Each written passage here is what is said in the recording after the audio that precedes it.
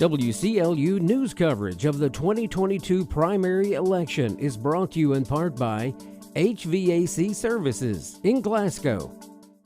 Started out just trying to get a job out of high school, trying to get my foot in the door, trying to get a career started. We try to be a successful business for our employees and a long-term employment for our employees. And with this type of trade, and especially with HVAC services, the opportunities are endless. I don't think there's a better company anywhere in Kentucky.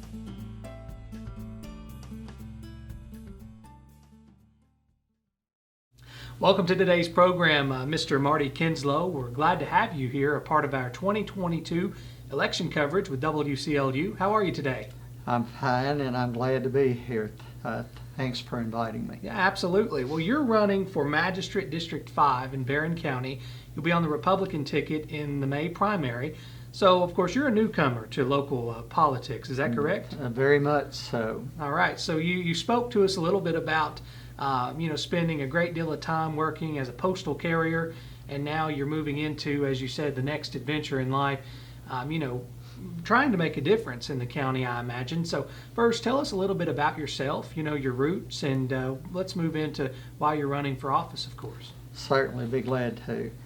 Well, I am a lifelong Barren County resident, and actually have lived in District 5 my entire life, so I'm pretty well known. Hopefully that's for the good in the area where I live.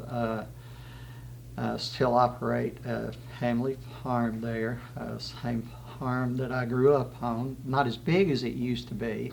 Had to scale back over the years because I'm not a young man anymore, but I still like to, my fingernails get dirty every day out there. I'm still very much active in the family farm. The first job that I ever had was in the restaurant business. Straight out of high school, my very first job, the fellow I worked for, his one and only restaurant in Glasgow was in Kentucky, was in Glasgow. Many of those I had a direct involvement as far as getting the business started from the ground up. Mm-hmm. Did all the hiring, the training, and then later I went into multi-unit management instead of development, I guess you would say, and that comprised of doing a lot of financial aspects of the business, analyzing profit and loss statements, making budgets, trying to make sure that all the restaurants I was over adhered to their budgets and met them.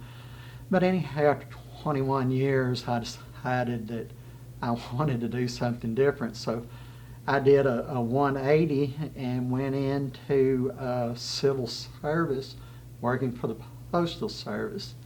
And I just retired from there after little over 24 years. Mm-hmm. And most of the time I was there, I was a rural mail carrier. I delivered over much of the Barren County area over the years.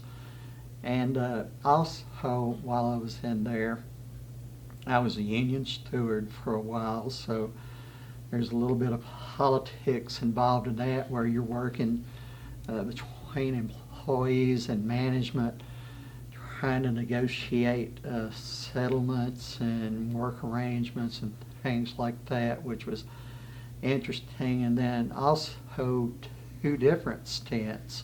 I worked as a supervisor for the Postal Service. So I was an employee, I supervised employees, and I worked for the union also. So as you can see, I'm somebody who always likes to come up with a new challenge, sure, I guess you would say. So that leads me to where I am now, now that I'm no longer working for the Postal Service. The thought of getting up every day without something specific to do was just a little scary to me, to be honest. Right. And I had always had an interest in politics. Going back to when I was a young man, I was born into a Democrat family. But when Ronald Reagan was president, I realized that his policies and those of the Republican policy reflected my own values much more. And as the years went on, I realized that I was voting more and more Republican. So anyhow, after a number of years, I finally changed over and became a Republican. Anyhow, due to being a postal employee, I was restricted on political activities until this fall, when I realized that Mark Bowman, who is the current magistrate in District 5, was not going to run for re-election. And I talked to Mark about it, and I think he's done a really good job. I told him that I was interested in running, but would not run against him because I thought he had done a good job. And he told me that he was likely not to run, but he would let me know. And so anyhow, about Christmas, Mark let me know that he wasn't going to run. And so that's when I decided to speed up my retirement from the Postal Service, and that's where I am today.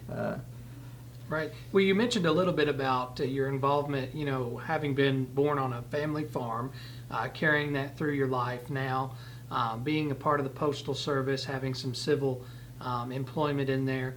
There's a number of experiences that everyone brings to the table when they're considering running for political office. Right. Do you feel like, for instance, Barren County has a huge agricultural sector, which I know demands a lot, farmers and those in the ag sector here in the county, they want to know that folks who are sitting on the fiscal court and any sort of body in the county is going to make ag a priority. What are your perspectives on agriculture, and where do you think we ought to go with that?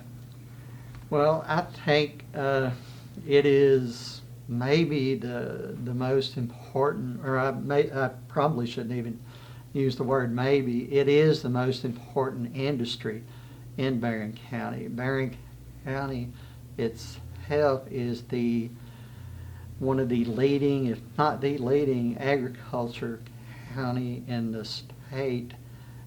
We have, crops, dairies, beef cattle. The impact of agriculture cannot be underestimated, and unlike, unfortunately, a lot of our industries in Barren County over the years that they tend to come and go, agriculture is not going anywhere.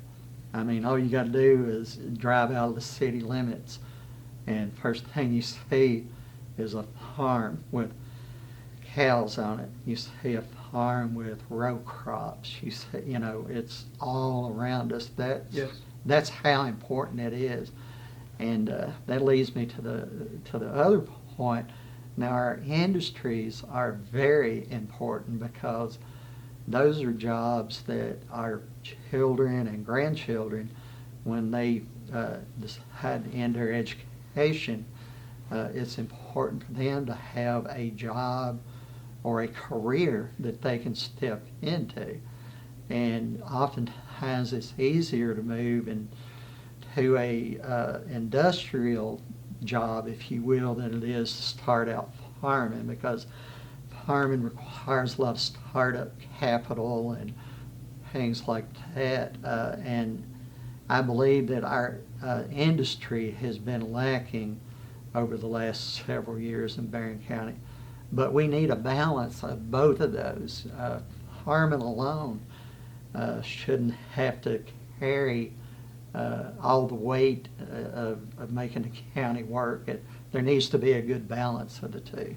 From a common sense approach, if you will, as someone just out here vying to have new industry recruitment, what do you feel like is something that the community is lacking that you might hope to bring perspective on with industry recruitment from your perspective?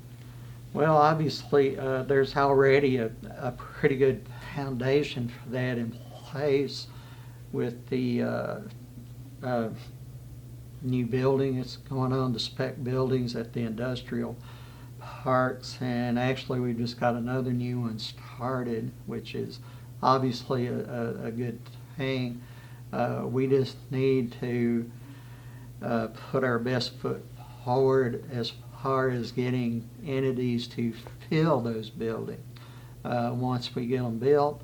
And obviously there's always the tax incentive thing, to give them tax incentives to come here, which I certainly would be in favor of that, because you've got to get them in the community.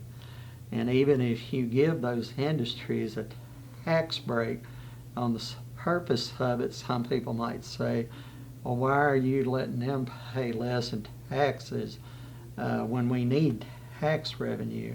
Well, that's all well and good, but just the very idea of them being in the community and giving people jobs and giving people to spend money and put back in the community, that benefit alone more than offsets what you're giving that company and tax breaks to come here to begin with. And eventually those tax breaks go away, on a sliding scale. So it's always a good idea to sweeten the pot, so to speak, if you have to get them here.